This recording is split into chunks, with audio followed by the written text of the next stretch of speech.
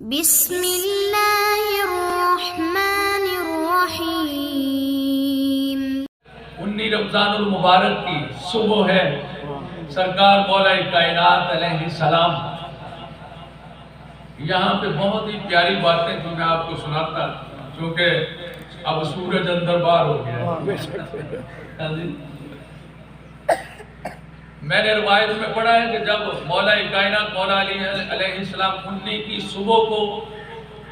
صبح مسجد کوفہ جامعہ مسجد کی طرف چلتے ہیں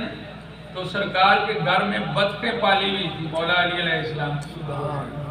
بطخوں نے دامن پکڑا ہوا کہ مولا آج نہ جائیے، آج نہ جائیے، آج کا دن آپ کے لیے اچھا نہیں۔ بی بی زینب سلام اللہ علیہ روتی ہیں پلو پکڑ کر کے، وہ بھی روک رہی ہیں، لیکن علی کرم اللہ وجہہ علیہ السلام کہتے ہیں یہ تو امر ربی ہے، مجھے اپنے رب سے نہیں ملنے دو گے؟ سبحان اللہ، یہ تو اللہ کا حکم ہے، میں نے جانا ہی جانا ہے، مجھے قتل کرنے والا میرے انتظار میں ہے، مجھے جانے دو۔ اور مولا کائنات مولا حسین علیہ السلام کو مختصر کر رہا ہوں، مولا کائنات مولا حسین علیہ السلام کو مولا علی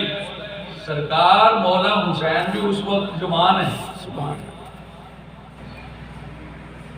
حسین کا چہرہ انور پکڑتے ہیں، لیٹے ہوئے ہیں مولا کائنات مولا علی کرم اللہ وجہہ علیہ السلام، اور داڑھی مبارک سے بوسے لے رہے ہیں، مولا حسین کی داڑھی چوم رہے ہیں، مولا علی مولا حسین کی داڑھی چوم رہے ہیں۔ سرکار حسین پاک پوچھتے ہیں ابا جان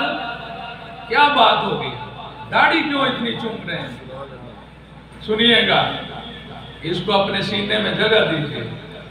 اپنی کیواڑیوں کو کھولیں ذرا دل کو۔ مولا علی علیہ السلام فرماتے ہیں وہ بیٹے میری داڑھی کو ایک دن رسول اللہ نے چوما تھا، سبحان اللہ، سبحان اللہ، اور فرمایا تھا کہ علی جب تیری داڑھی کو تیرے خون کے ساتھ خضاب دیا جائے گا، وہ تیرا اس دنیا میں آخری لمحات والے دن ہوں گے، تو ان قریب اس دنیا سے اللہ کی طرف جانے والا ہوگا، یاد رکھ تیرے خون کے ساتھ تیری داڑھی کو رنگین کیا جائے گا۔ علی کہتے ہیں بیٹے میرے خون کے ساتھ میری داڑھی رنگین ہوئی ہے، میں تیری داڑھی اس لیے چوم رہا ہوں کہ تجھے علی اکبر کے لاشے کو اٹھانا ہوگا، تجھے علی اصغر کی شہادت کو برداشت کرنا ہوگا، تجھے جوان عباس کی لاش کو اٹھا کر کے لانا ہوگا۔ میں نے تو ایک خون دیکھا ہے، تو نے 72 خون تیری آنکھوں کے سامنے سے گزرے، تیری داڑھی اتنے خونوں سے رنگین ہوگی۔ تو مولا حسین فرماتے ہیں ابا جان مجھے کاملوں میں سے پاؤ گے، میں پورا اتروں گا جس طرح آپ اللہ کے نبی کے احکامات پر پورا اتر رہے ہیں۔ مسجد میں جاتے ہیں، فجر کا وقت ہے، ابن ملجم خبیث لائن سویا پڑا ہے، اپنی تلوار کو زہر آلود کر کے نیچے رکھ کر کے سویا ہوا ہے۔ سرکار مولا علی اپنے بائیں پاؤں کے ساتھ اسے اٹھاتے ہیں، اٹھ کچھ کھانا پینا نہیں ہے، تو نے روزہ نہیں رکھنا، اور روزہ تو رکھ دے۔ وہ شرمندہ ہے اور عرض کرتا ہے، میں نے ابن خلدون کو پڑھا، وہ لکھتا ہے کہ جب سرکار دو عالم نے فرمایا نا ابن ملجم کو کہ تو میرا غلام تو ہے لیکن تو میرا قاتل بھی ہے، تو اس نے کہا یا رسول اللہ دل سے کہیں، علی کرم اللہ وجہہ سے کہہ رہے ہیں کہ دل سے کہیں کہ اپنے پاؤں کے نیچے مجھے روند ڈالے، میری موت آپ سے پہلے واقع ہو جائے۔ یا مولا میں نہیں چاہتا، میں تو یہ چاہتا ہی نہیں ہوں۔ تو سرکار اس کو یہ بھی پتا تھا کہ مولا کے زبان سے نکلے ہوئے الفاظ رائگاں جا ہی نہیں سکتا، روزانہ میں روتا بلکتا اور کہتا ہے کہ یا علی یہ کیسے میں اس الجھن سے نکل سکتا ہوں؟ مجھے اس الجھن سے نکالیے، یہ مجھے پتا ہے کہ یہ مجھ سے سرزد ہو جائے گا۔ ایک دن ایسا آتا ہے کہ وہی سرکار مولا علی جب اٹھاتے ہیں تو پہلی رکعت میں پہلا سجدہ کرتے ہیں، فرض پڑھ رہے ہیں۔ مولا علی فرض پڑھ رہے ہیں، فجر کی نماز 19 رمضان کا دن، دوسرا سجدہ کرتے ہیں تو وہ پیچھے سے آ کے یوں، اسی طرح مصلی ہوگا نا کوفہ کی مسجد، آگے سے آ کر کے پورے زور کے ساتھ اپنی تلوار کا زوردار وار کرتے ہیں۔ ابن خلدون لکھتا ہے کہ سرکار کی پگ مبارک جو ہے وہ 2 حصوں میں تقسیم ہو گئی،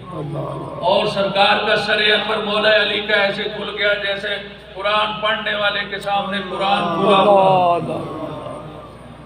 اور اسی طرح سے مولا کائنات مولا حسن علیہ السلام آگے ہوتے ہیں، اپنا پلو اتار کر کے سرکار مولا مشکل کشا کا سر انور باندھ دیتے ہیں۔ لیکن یاد رکھیے گا، اور اس کمال انداز کو آپ بھی اپنی نمازوں میں یاد رکھیے۔ مولا علی یہاں مصلی سے ادھر تشریف فرما ہوتے ہیں، اور مولا کائنات مولا حسن سے فرماتے ہیں حسن پہلے نماز تو مکمل کروا دو۔ سبحان اللہ۔ یہ دیکھ لیا جائے گا۔ کچھ لوگ اس کے پیچھے بھاگتے ہیں، اس کو پکڑ لیتے ہیں، ابن ملجم لعین کو پکڑ لاتے ہیں، وہ ادھر بیٹھا ہوا ہے، کوفہ کی مسجد کے باہر بٹھایا ہوا لوگوں نے، سانس پھولی ہوئی ہے، آنکھیں سرخ ہوئی ہیں، پکڑ کے بیٹھے ہوئے، نماز ہو جاتی ہے، مولا مشکل کشا فرماتے ہیں اسے چھوڑ دو، اسے شربت کھلاؤ، سبحان اللہ، اسے کھانا کھلاؤ، بھوک لگی ہے، یہ 3 دنوں سے بھوکا ہے، یہ پیاسا ہے، اس کا زور بہت لگا ہوا ہوگا، اسے چھوڑ دو۔ اور اپنے بچوں کو وصیت فرماتے ہیں حسن اور حسین کو کہ بیٹے اگر میں زندہ رہا تو میں اپنا حساب خود چکا لوں گا، سبحان اللہ، میں اپنا حساب خود چکا لوں گا، اور اگر میں اس دنیا سے چلا گیا تو اسے معاف کر۔ یہ ہے اتنا بڑا سبحان اور جب سرکار ایک چھوٹی سی اور نقطہ سمجھ لیں، سن لیں، 2 دن پہلے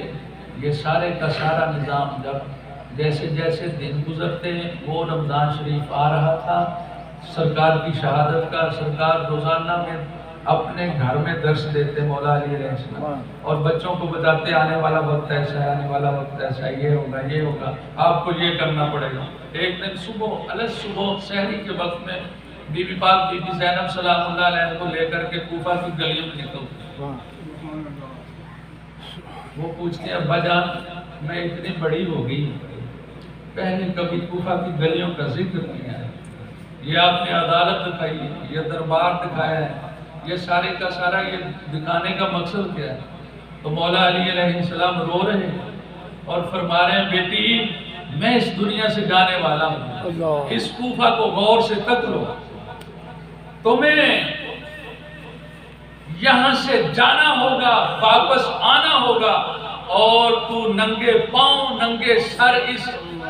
شہر میں داخل ہوگی، ان گلیوں کو پہچان لے، تیری بے حرمتی کی جائے گی۔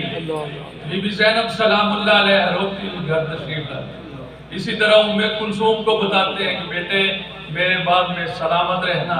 اپنے دل کو تھام کر کے رکھنا، یہ نہ ہو کہ صبر کا دامن تیرے ہاتھ سے چھوٹ جائے۔ اسی طرح سے مولا کائنات مولا حسن مولا حسین کو وصیات فرماتے ہیں، اور آپ نے سنا ہوا ہے کہ جب آپ کا سر انور اتنا زخمی تھا، پہلا دن، دوسرا دن، پھر تیسرا دن آ جاتا، سر انور میں زخم کھلا، کھلی ہوئی کتاب کی طرح، قرآن کریم کی طرح کھلا ہوا سر انور یوں بندھا ہوا ہے، روزانہ میں وہاں سے خون چلتا ہے، اور نماز ایک بھی قضا نہیں ہوئی ہے، سبحان اللہ، ایک نماز نہیں چھوڑی ہے۔ 21 کا دن آتا ہے، روح کف انسری سے پرواز کرتی ہے، سرکار کی وصیت تھی کہ اے میرے بیٹو یہ نہ ہو کہ یہ غالی جو ہیں، یہ لائن جو ہیں، یہ میری اس جسد کی بے حرمتی کریں، یہ ایک ٹیلے کی طرف جو ہے نجف کی طرف میری لاش کو روانہ کر دینا۔ آپ کے جسد مبارک کو ایک کچر پہ لاد کر کے دونوں شہزادوں نے رات کے اندھیرے میں اس ٹیلے کی طرف روانہ کر دیا،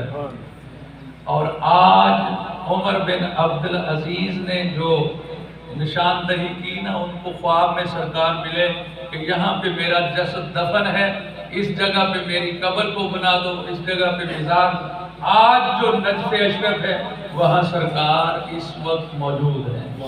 دعا ہے کہ اللہ پاک ہمارے نوجوانوں کو سلامت رکھے، ان کے دین کو سلامت رکھے، آل پاک اہل بیت کی محبت کو ان کے دلوں میں جاگزین فرمائے، اور ہمارے لیے جو بزرگ لوگ مسجد میں تشریف فرمائے، اللہ پاک ان کی سلامتی اور ان کے گھروں میں اللہ پاک آسائشیں اور آسانیاں نصیب